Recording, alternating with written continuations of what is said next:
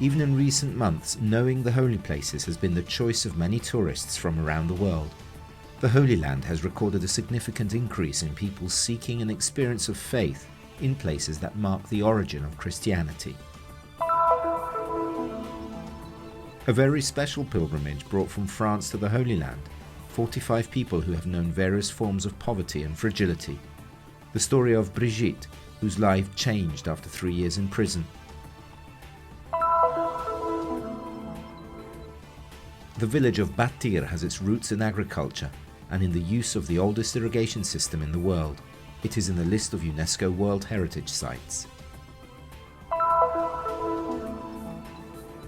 Naila Adzam-Libes is researching Palestinian folklore.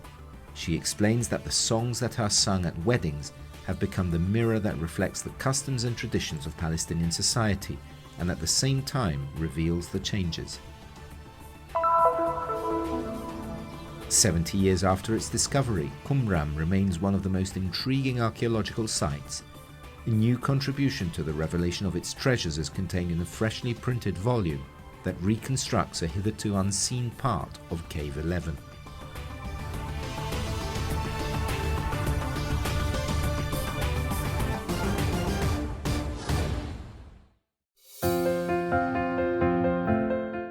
Basilica of the Annunciation of Nazareth, Basilica of the Holy Sepulchre in Jerusalem, Church of the Flagellation.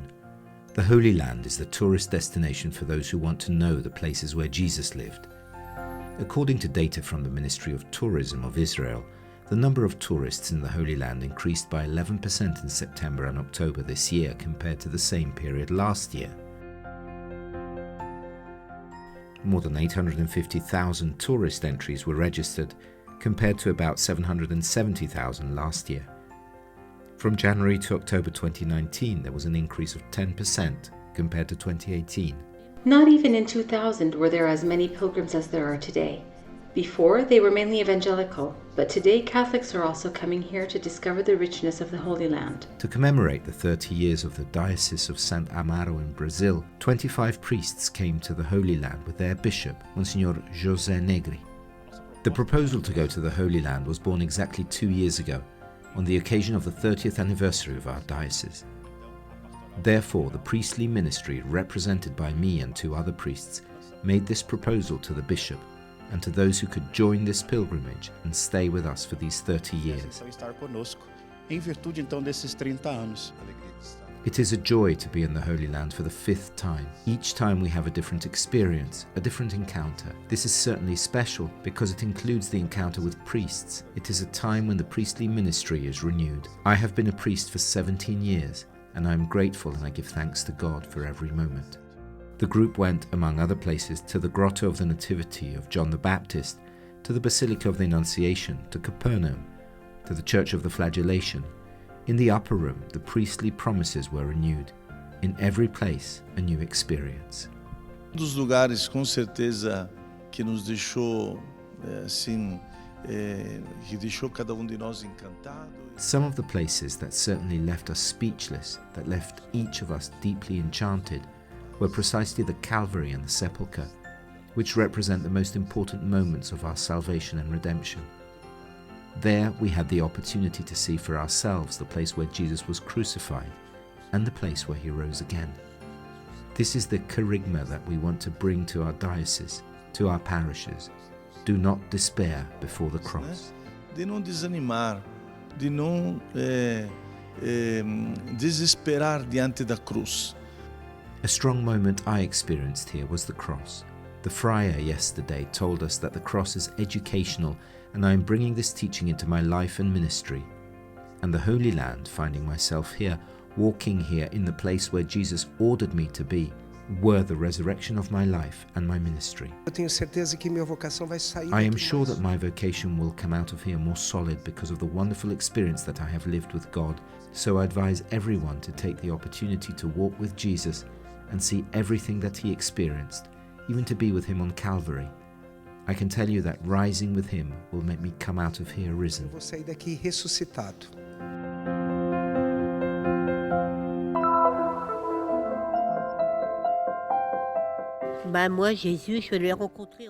I met Jesus in prison. He came to knock on the door of my cell, then everything came slowly. Brigitte arrived in the Holy Land from France. She tells us how her life has changed after 3 years in prison. Little by little, I asked myself some questions. Where was God when I was younger? Where was God when I was in darkness? I understood that even in the darkest darkness, there is always a light, and that God was there to reach out to me. She is taking part in a very special pilgrimage together with a group of 45 people who, like her, have experienced various forms of poverty and fragility. There are those who live on the streets, those who were taken away when they were young because their families were too poor. For me, God is not just a word. For me, God is a companion. This pilgrimage will help me to bring down all the walls that are around me, whether they are physical or walls that we have within ourselves. All the walls of hatred, indifference, racism, and it will help us to continue on our way. Brother Frédéric-Marie, a Franciscan from Paris, is in charge of the group. He was attending a doctorate in which he studied how the poor read the gospel. He calls them the treasure of the church. They don't see the places with the kind of distance, oh, it's there, it was there, but they feel in their hearts that the story which we tell here is a story where they have their own parts, which concern them very deeply in their life, in their daily life. Organised by the network of associations Réseau Saint-Laurent and coordinated by the French Caritas, this trip is not free. The part of expenses covered by each one of the participants is equivalent to about 1 pack of cigarettes per month. There are those who have been saving for 2 years to come here. A staff of 15 people handled a complex preparation phase. So we had to prepare this pilgrimage from a practical standpoint. It's very difficult for a person who lived in the street, who never take the plane, for example, to go through the gates to see soldiers. For them it's a very strong aggression. Okay, we are going to meet soldiers, we are going to meet people who will inspect you, who will touch your body, you will go through gates. We had to explain all this so that they are not afraid of all these things. So it takes time, a lot of time. The approach to the holy places is also very particular and slow. While the gospel is being read, each person plays a part of a character, then shares reflections and emotions with the group. Payet plays the paralytic, healed by Jesus at the probatic pool in Bethesda, just outside the walls of Jerusalem. J'ai choisi ce rôle parce que j'étais paralysée avant. I chose this role because I too was paralyzed for a period of time. Not even a year ago, I was in bed for 4 months because of a road accident. So today I came back to those moments with my mind because I was free too. Thanks to the passage of Jesus on our earth, the sick are saved. The plan to come to Jerusalem was conceived before the accident, and this is precisely what I said to myself in my head. I need to go to Jerusalem. I need to get back on my feet. Le projet de venir à Jérusalem, c'était avant ce moment-là. Et c'est ça que je me suis dit dans la tête, il faut que j'y aille à Jérusalem, il faut que je me mette debout sur ce lit.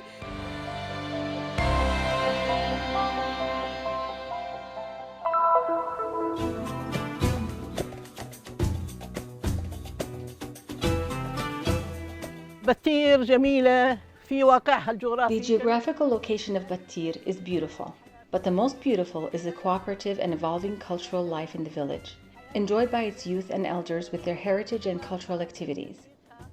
Jesus said, "Not by bread alone man lives." The Battiri people were nurtured with authentic ethics, customs, and traditions.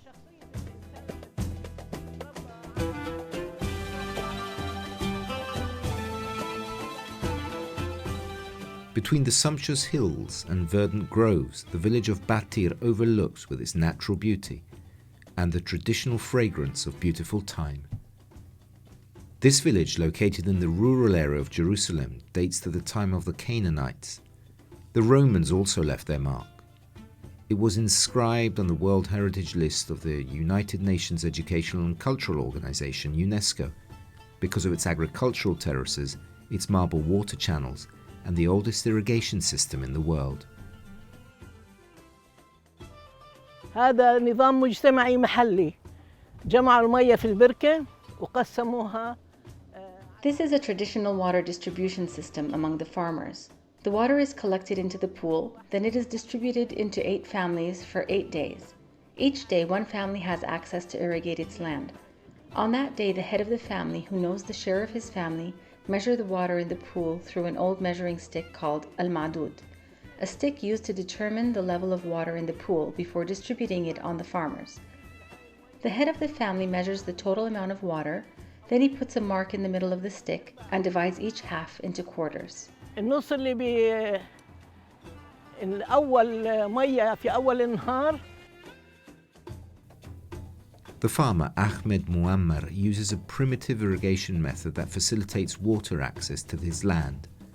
He inherited this system from his ancestors. The water reaches through marble channels to a deep valley in which a railway built during the Ottoman period connects Jerusalem with Jaffa. This railway is the dividing line between the West Bank and Israel, which was established in 1949. بتير كقرية تاريخية فيها آثار. Battir is a historical village with important monuments. These monuments prove that Battir is a Canaanite town. Thank God we are now in the area called the Canaanite Khirbet, which is unparalleled except for one in the Syrian city of Aleppo. فيش إلها مثيل في فلسطين إلا خربة ثانية في حلب.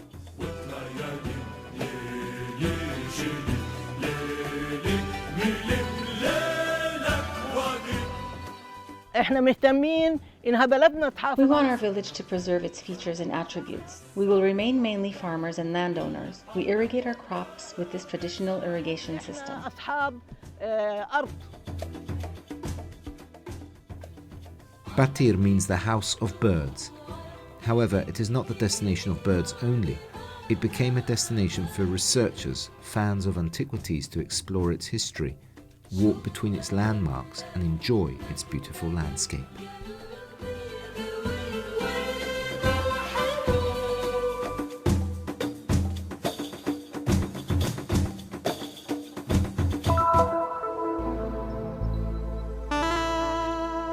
Through traditional songs, Palestinian women have preserved the memory of some small details related to their daily lives. These songs have become the mirror that accurately reflects the customs and traditions of Palestinian society, and at the same time reveals its changes. You can see it clearly with the songs about marriage. When we pick up the bride-to-be at her parents' house, for example, we sing special songs for her, about the horse that will take her to her husband's house. Today things are clearly different, and the bride does it in a taxi instead of on horseback.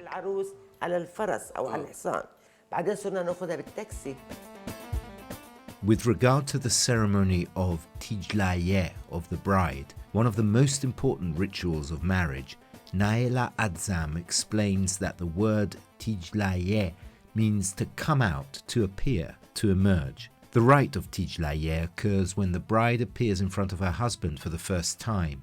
In ancient times, in fact, the bride and groom could not see each other before the wedding. In her book, Folk Songs on Engagement and Marriage, which includes photographs of brides taken from the 1950s onwards, the researcher pointed out that in this circumstance all brides were very shy and suspicious because of the severe education and many restrictions that were imposed on them. Nowadays, however, traditional songs are sung at weddings without understanding their real meaning. In modern weddings, there is some interchangeability between traditional songs. The themes and motifs of the songs have been confused because people moved from the agricultural society that created these songs to a modern society where it is difficult to find the circumstances that led to their birth. There are many examples of this. الطفل لما بنطهره بنغني له هاي الغنوية بينما لازم نغني مثلا بمواس الذهبي وحلق يا حلاق. Naila Adzam Libes stresses the importance of preserving this cultural heritage in order to preserve the Palestinian national identity.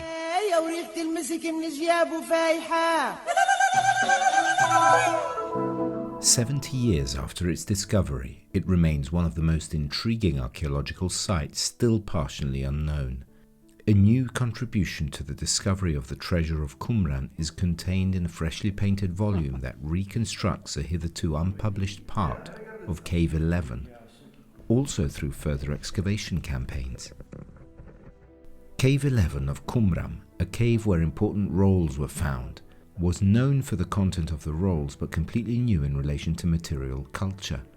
The Temple Roll, which is the longest of the Dead Sea rolls, the Psalm Roll, the Paleolithics, the Job Roll were found. So this is one of the important caves which we have to explore to learn about this deposit of manuscripts found around Qumran. Since the manuscripts do not tell the story of their deposition, it is the material culture that can tell us something.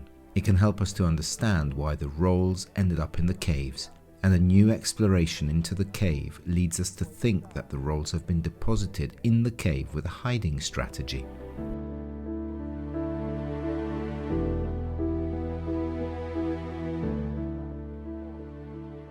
A 300-page survey of the work of Father Roland de Vaux, the great archaeologist at the École Biblique in Jerusalem, who was the first to dig in Qumran in the 1950s.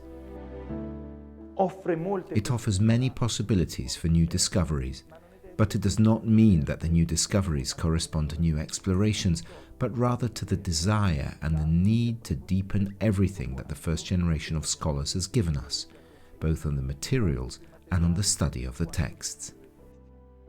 Among the surprises that emerged during the research in the warehouses, 52 unpublished fragments kept in a cigar box. D'abord, on a pu montrer que les Bédouins avaient divré. Première conclusion. First of all, we have proof that the Bedouins have told the truth. These scrolls really come from Cave 11 because the new fragments found by the archaeologists combine with these brought by the Bedouins. And then, for example, a group of 8 new fragments of papyrus, including several fragments of the Judges book, led to the proposal to identify the Judges book in this cave. Pas connu. Et j'ai pu, avec cela, identifier des fragments qui étaient laissés inconnus dans le premier volume de la grotte 11.